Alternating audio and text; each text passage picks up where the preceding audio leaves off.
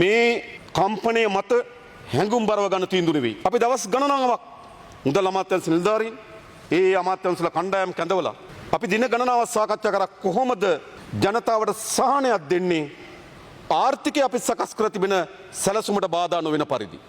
ඒක සමහර අය ඉදිරිපත් කරන්න පටන් ගත්තා මේ අයවැය ලේඛන නතර කරලා අලුත් අයවැය ලේඛනයක් ගේන්න. අපි සූදානම් නැහැ. මේ 2026 සඳහා ඉදිරිපත් කළ තියෙන අයවැය ලේඛනය අපේ රට තිරසාර ලෙස ආර්ථික සංවර්ධනය අත්පත් කර ගැනීම සඳහා සකස් කොට තිබෙන න්‍යාය පත්‍රයේ කොටසක්. අපි ඒක නතර කරන්නේ. පළවෙනි පියවර අපි කරේ මොකද්ද? අර වියල්සිලාගේ ගාණ වැඩි කර. මම දැක්ක පාර්ලිමේන්තු මන්ත්‍රීවරයෙක් වේගයෙන් කෑ ගන්නවා මේ රුපියල් 300කින් ජීවත් වෙන්න කොහොමද කියලා. හැබැයි තිබුණේ කීයද? සමාජිකයන් 4ක් යුත් පවුලකට තිබුණේ 3200යි සතියකට.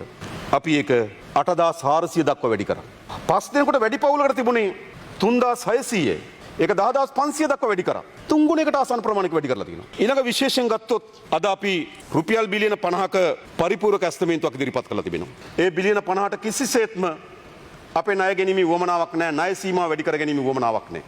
ඒ අනුව මිලියන 10500කට ආසන්න ප්‍රමාණයක් දිස්ත්‍රික් ලේකම්වරුන්ට මේ වෙනකොට නිදහස් කරලා තියෙනවා. මේ වෙනකොට අසීරු ආර්ථිකයක් තිබෙන වෙලාවක මිලියන 10500ක් මේ වන විටත් දිස්ත්‍රික් ලේකම්වරුන්ගේ ඉල්ලීම අනුව නිදහස් කරලා තිබෙනවා. අපි අද ඉල්ලනවා තව අපිට බිලියන 50ක පරිපූර්ණක ඇස්තමේන්තුවක් මේ පාර්ලිමේන්තුව සම්මත කරලා දෙන්න කියලා. අපි ගාව තව බිලියන 22.2ක් තියෙනවා. ඒ කියන්නේ බිලියන 72.2ක් ඉදිරි දින 25ට වියදම් කරන්න තියෙනවා අපිට. දැනටමත් අපි ආපදාවෙන් බලපෑමට ලක් වූ පවුල් වලට තම නිවාස නැවත පදිංචියට යෝජිත පරිදි පිරිසිදු කර ගැනීම සඳහා රුපියල් 25000ක දීමනාවක් දීලා තිනවා. හැම අවතැන් වූ ගම් වතුරට අහනු හැම නිවසකටම රුපියල් 25000 දෙනවා. ආපදාවෙන් බලපෑමට ලක් වූ නිවාසවල නැවත පදිංචියට අත්‍යවශ්‍ය මුළුතැන්ගේ බඩු මුට්ටු ආදිය මිලදී ගැනීම සඳහා නිවසේ අයිතිය නොසලකා එක් නිවසකට ඒකකයකට එකවරක් පමණක් ගෙවන රුපියල් 50000ක දීමනාවක් දෙන්න. මේ හැම නිවසකටම අර 25000 දීමනාව අද සහ හෙට දෙනවා. මේක අපි අද කැබිනට් මණ්ඩලය සම්මත රැස් වෙලා අපි අද මේ චක්‍රලේඛන සම්මත කරනවා. අද රාත්‍රී මේ චක්‍රලේඛන ගහනවා. චක්‍රලේඛන නිකුත් කරනවා. ඒ අනුව ඒ මුදල් ප්‍රතිපාදනයෙන් කරන්න පුළුවන්.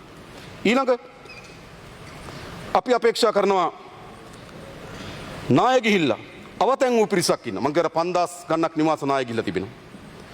ඔවුන්ට අපි අවතැන් කඳවුරේ ඉන්නවනම් අපි සියලු පහසුකම් දීලා ඒගොල්ලෝ බලා ගන්න කැමතියි. හැබැයි සමහර විට වෙන්න පුළුවන් මොකද්ද? අවතැන් කඳවුරේ ඉන්න පුළුවන්. නැත්තම් 25000ක් අරගෙන නිවාස කුලියෙන් යන්න පුළුවන්.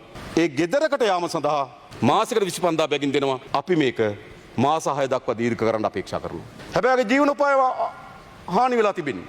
ඒ නිසා අපි දෙසැම්බර් ජනවාරි පෙබරවාරි කියන මාර්තු මාස 3 සඳහා ඒ අවතැන් නිවාස අහිමිලා අවතැන් වූ පවුලකට අවතැන් කඳවුරේ ඉන්නවනම් කුලී නිවාසයකට යනවනම් බේදකින් තොරව දෙන්නෙක් නම් ඉන්නේ මාසෙකට 25000ක් දෙනවා.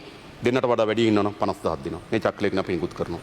ආපදාවෙන් බලපෑමට ලක් වූ වී ධාන්‍ය වර්ග බඩිරිඟු වැනි ඒවා සඳහා හෙක්ටයාරයකට 1,50,000ක දීමනාවක් දෙනවා. එළවලු වගාව සඳහා හෙක්ටයාරයකට රුපියල් 2,00,000ක දීමනාවක් දෙනවා. ආපදාවට බලපෑමට ලක් වූ සත්ත්ව පාලන ගොවිපළවල් පසු වෛද්‍ය කාර්යාලය ලියාපදිංචි කරලා තියෙන සෑම සත්ත්ව ගොවිපළකටම රුපියල් 2,00,000ක බැගින් දීමනාවක් ලබා දෙන්න තීරණය කරලා තිබෙනවා. ඒ වගේම අපි ඊයේ තනි සුළුවා ශුද්‍ර ව්‍යාපාර පිළිබඳ සාකච්ඡාවක් කරා කර්මාන්ත ඇමතුමා සහ නියෝජ්‍ය ඇමතුමා සමග. අපි පොඩි මධ්‍යම ලොකු ભેදකින් තොරව ලියාපදිංචි කරලා තියෙන සෑම සුළුවා මධ්‍ය පරිමාණ ව්‍යාපාරිකටම නැවත තමන්ගේ ව්‍යාපාර කටයුතු ආරම්භ කිරීම සඳහා රුපියල් 2,00,000ක දීමනාවක් දෙනවා. රෙජිස්ටර් වෙලා තියෙන ඕනෑම දීවර බෝට්ටුවක් පූර්ණ හානියට පත් වෙලා තියෙන අපි මේ හැම බෝට්ටුවකටම රුපියල් 4,00,000ක දීමනාවක් දෙන්න යෝජනා කරනවා. ආපදාවට ලක් වුණු පාසල් සිසුන්ට ඔවුන්ට ඊළඟ වසර ආරම්භ කරන්න ඕන.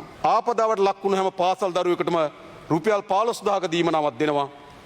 භාණ්ඩාගාරයෙන් ඊට අමතරව රුපියල් 10,000ක දීමනාවක් දෙනවා ජනාධිපති අරමුදලින්. ඒ දෙකම එකතු කරපුවාම රුපියල් 25,000ක දීමනාවක් ආපදාවට පත් වුණු ළමයෙකුට නැවත පාසුකම් සහිත පාසල් යාම සඳහා ලබා දෙනවා. අපි දෙන්න ඕන අපේ දරුවන්ට මේවා. ඒක තමයි අපි ආර්ථිකයක් හදලා මුදල් සංචිතයක් එකතු කරගෙන තියෙන්නේ. ආපදා බලපෑම හේතුවෙන් හානි වී ඇති ව්‍යාපාරික ගොඩනැගිලි සඳහා හානි පූර්ණය ඒ වගේ යම් තක්සේරුවක් අපිට අවශ්‍ය වෙනවා. ඒ නිසා ඒකකයකට උපරිම 1,50,000 දක්වා හානි පූර්ණ දීමනාවක් දෙන්න අපි කටයුතු කරනවා. 1,50,000 දක්වා ව්‍යාපාරය නැවත ආරම්භ කරන්න, ගොඩනැගිල්ල නැවත ආරම්භ කරන්න.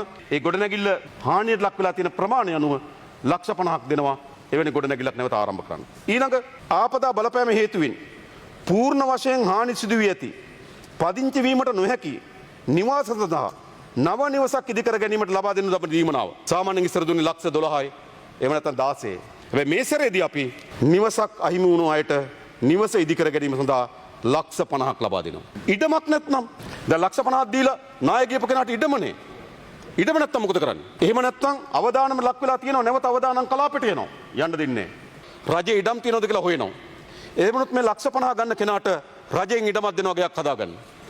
රජයෙන් ඉඩමක් දෙන්න ඉඩම් නැත්නම් ගේ හදන්න දීපු ලක්ෂ 50ට අමතරව ඉඩමක් මිලදී ගැනීම සඳහා ලක්ෂ 50 දක්වා දීමනාවක් ලබා දෙනවා. ඔවුන් සුරක්ෂිතව යලි පදිංචි කිරීම අපේ රජයේ වගකීම ලෙස සැලකෙන නිසා. ඉඩමයි ගේ දෙකම ගියා නම් රුපියල් කෝටියක් හම්බ වෙනවා.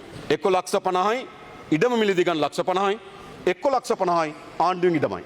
ආපදාවට බලපෑම හේතුවෙන් අර්ධ වශයෙන් නිවාස හානි වෙලා තියෙනවා. උපරිම ලක්ෂ 25 දක්වා ඒ ගෙවල් යලි ප්‍රතිසංස්කරණය කර ගැනීම සඳහා මුදලක් දෙන උපරිම ලක්ෂ 25. අපි හිතනවා ඒක ලක්ෂ 10 15 20 25 කියලා කාණ්ඩ හතරකට කඩන්න. හිටපු තැනටම නෙවෙයි ඒ අය ගේන්න ඕන. හිටපු තැනට වඩා ටිකක් උඩට අපි අය ගේන්න ඕන. ආපදාවට ලක් වෙලා මිය ගිය අයට මේක මුදලින් තීන්දුව කරන්න බෑ. නමුත් අපි ලක්ෂ 10ක් මිය ගිය අයගේ ඥාතීන් වෙනුවෙන් ලබා දෙන්න තීරණය කළා තිබෙනවා.